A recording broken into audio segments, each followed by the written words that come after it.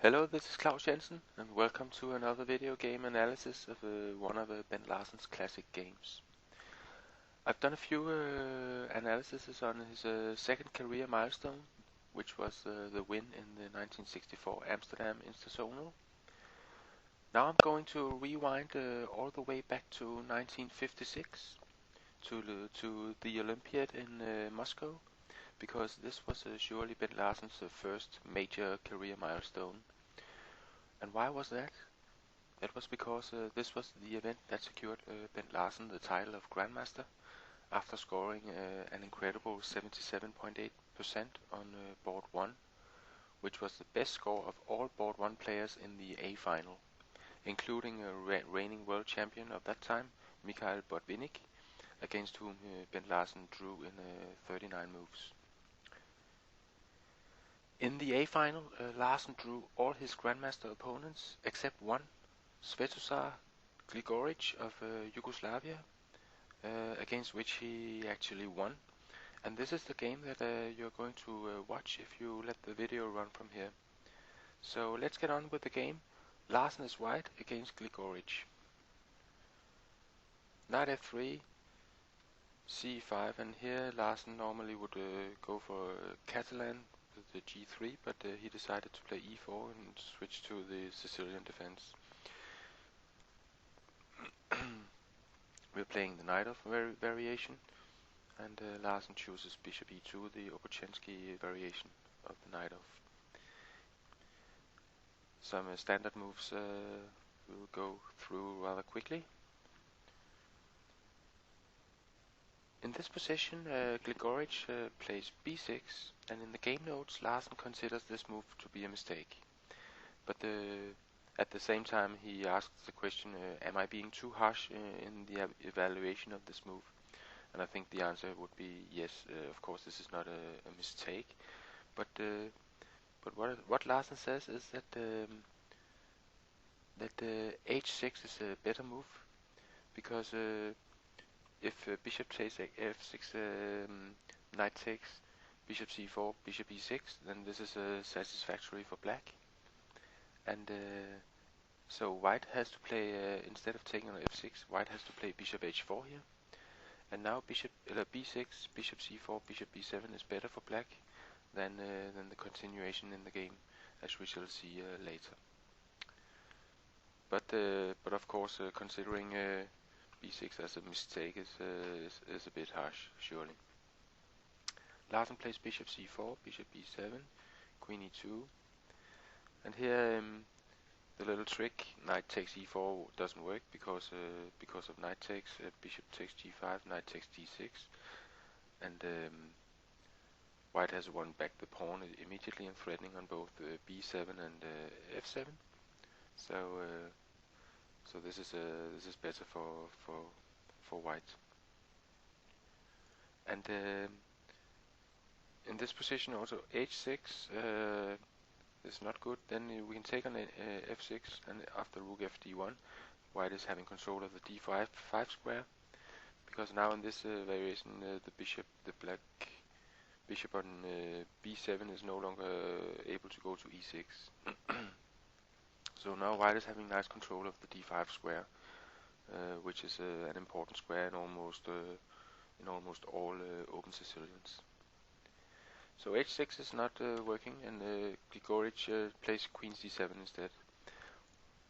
Rook fd1, rook fc8, and again the d5 square is important, and this is why Larsen now plays knight d2 with two possible plans. The green arrows indicate one of the plans. The knight could go to f1, to e3, and then f3, and white will have a nice control of d5. Another possibility is to play the bishop to b3, it's the yellow plan, and play knight c4. Gligoric here continues h6. Larsen takes on f6, removing a defender of d5. And Gligoric took with the knight to control d5 still, and then Larsen chose the yellow plan, bishop b3.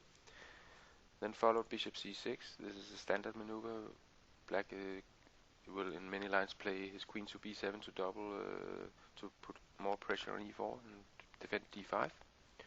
But now Larsen plays knight c4, and this knight has been brought alive from b3 to d2 to c4.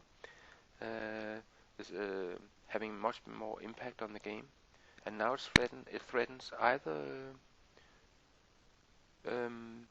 a5 or knight e3 d5, either the yellow plan or the green plan. Gligoric of course saw all this and thought that he had to do something dramatic, instead of just passively playing on, which would give white a positional advantage. He thought that he had to do something right away, and he did. He played knight takes e4 here. Larsen is giving this move exclamation mark, and we shall see why, because now knight takes e4 and then d5. This is of course winning back the knight immediately, and he has been able to play d5, which is almost always good in the open Sicilian. So Gligoric seems to have equalized here, but Larsen plays a very good move that keeps him in the driving seat, and it's a5, a very good move, and not that easy to find perhaps. And why is it that this move is so strong? It is because Larsen actually wins not only one but two tempi with this move. Firstly, White threatens to open up the A file, and he threatens to take on B6. So White is practically forced to take on C4. So he does. And now, when Larsen takes with the queen, he threatens on F7. This is winning a tempo for White. So because Black has to react to this threat, and he plays. He could have played Bishop E8. But then after Queen takes, Rook takes, A takes B, White is winning. White is having a very strong position. His bishop can't be activated to D5, and the A6 pawn is very weak. So this is clearly winning for White. Instead of Bishop E8, Black could also try Bishop takes E4, Queen takes, and B5. Is this holding the position for Black? No, because White now has Queen F5, again threatening on F7. Bishop D6. Now the Queen is protecting F7. But Rook D3, and Black is having big difficulties defending his position. White can double the rooks in the D file and having enormous pressure on the Black position. So this is also not working for Gligoric. So he's practically forced to cover the F7 pawn with the Rook, play Rook F8. But this is of course leading to a more passive position for Black. A takes, Queen takes, Knight D6, and now Gligoric plays the only defense available for Black. He plays Bishop B5. He's getting rid of his weak A pawn here, which is a step forward for Black, you could say. Knight takes B5, A takes, Queen D5 from Larsen. Gligoric exchanged rooks on A1, and now Gligoric plays Bishop C5, and Larsen comments this far Gligoric has defended very well, but now he misses the best defense, which was instead of playing Bishop C5, Larsen believes that Queen C5 is better. He gives a sample line. A development in the game could be something like this. We are heading for an endgame, opposite colored bishops, and material is even, and Larsen believes that Black should be able to hold this endgame. Something like this could happen, and in this position Larsen says that the white C pawn, it's a passed pawn, but it's very hard to drive it forward, and he believes that black is able to hold here. So queen c5 seems better than Gligoric's bishop c5. And now Larsen plays rook a8, attacking the rook on f8, and thereby indirectly also attacking the f7 once again, because the f8 rook is protecting this pawn. So it's clear that that white is having the better position. He has the more active position, and he has some pressure on f7, and he has a potential pass pawn on the queen side.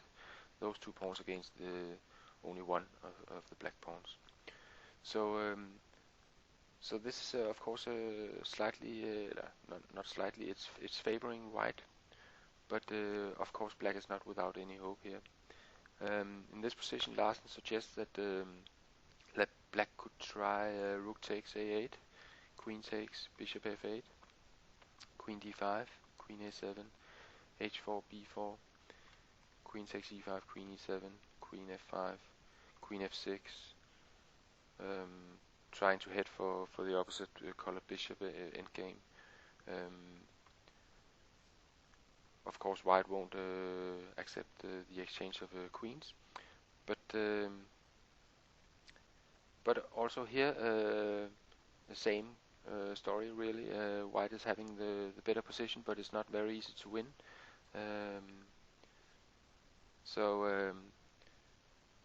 Yeah, well, it's a bit unclear. But Gligoric didn't take on a8 here. He played bishop takes f2 check, and this is a very poor move that loses almost instantly, because after king f1, black now can play rook takes a8, because then bishop f7 is hopeless for black. White is clearly winning here. So after king f1, Gligoric has to play queen f6, but then Larsen sees a way to simplify things and go and head directly for one endgame. He simply takes on f7, and after exchanging all the pieces on f7 and f8 and taking the bishop on f2, we are heading for this pawn endgame with 4 pawns on each side. But but this is a one endgame if you know the techniques to play these sort of things, and it's very interesting to see how this position has arisen only 3 moves after the position was like this. A simplification, and this is also an example of how of the transformation of advantages, as Nimzowitsch spoke of in his My System book. One advantage can be transformed into another advantage. In this case, the pressure on the king side and was transformed into a one pawn endgame for white. And now we have to see how Larsen plays this endgame to win. It's very interesting. Of course, both sides centralizes their kings, and what is the normal plan here is of course that white would push his 2 queenside pawns forward, creating a pass pawn on the queen side, and then the black king has to cover that pawn, and meanwhile white would go and pick up the e pawn, and then go for the kingside pawns here, and should be able in most cases to win the game and convert either the h or the g pawn. So this would be the normal development in such an endgame here. But Gligoric tried to spoil this simple plan and play b4 here. and Larsen of course plays c3, and Gligoric chooses to block, somewhat block the queenside pawns here. Larsen of course just places c-pawn forward, g6, g4, and now black is in a kind of a Zugzwang here. If he plays king c5, then white takes on e5, and takes on c4, then king e4. And then white can win the black b pawn, because now he has the side opposition. Black can of course play h5, but then simply takes and h4, and then black has to move his king, and what will happen is that the same as in this line without the pawn moves, is that he has to play king a4, king c4, and then the pawn moves is just another sequence of moves, same moves. Then the black king is forced away from the b pawn, and white takes the b pawn, and he is winning this game.